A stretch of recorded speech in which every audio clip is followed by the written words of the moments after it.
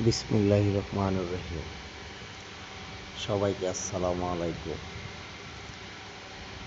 আমি অনেক দিন আগে বলেছিলাম বাবা মাকে নিয়ে পাগলা মসজিদে জুম্মার নামাজ আদায় করতে যাব।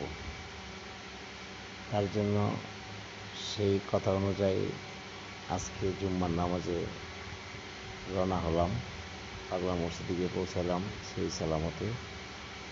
তারপর পাগলা মসজিদে যাওয়ার পর অজু করে ছেলেদের জন্য টুপি কিনলাম। সাথে আছে ছোট ভাই, বন্ধু এবং বাগিনে আছে।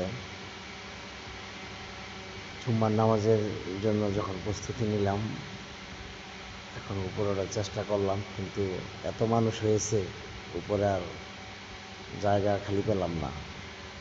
তার জন্য এই রোদের মাঝে অনেক কষ্ট করে মসজিদের দরজার সামনে বসেছিলাম বাইরে। যাই হোক, শত কষ্টের মাঝেও খুবই ভালো লাগলো, মনে আশাটা পূরণ করতে পারছি বাবা মাকে নিয়ে এবং ছোট ভাইকে নিয়ে পাগলা মসজিদে নামাজ পড়ে দোয়া করতে পারছি। আল্লাহ যেন সবারই মাফ করে, বিপদ আপদ থেকে সবাইকে রক্ষা করে, এই কামনাটাই করছি।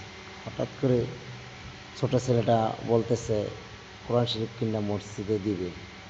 তার জন্য আবার তারে নিয়ে গিয়ে একটা কোরআন শরীফ কিনলাম, তার মনের আশাটা পূর্ণ করলাম, একটা কোরআন শরীফ দিলাম। সবাই দোয়া করবেন তার মনের আশাটা এবং আমাদের মনের আশাটা যাতে আল্লাহ কবুল করেন। নামাজের শেষে আমরা এখন মসজিদ থেকে বিদায় নিয়ে বের হয়ে আসতেছি। সাথে আছেন বাবা মা, ছোট ভাই এবং ছেলে, আমার 2 সন্তান।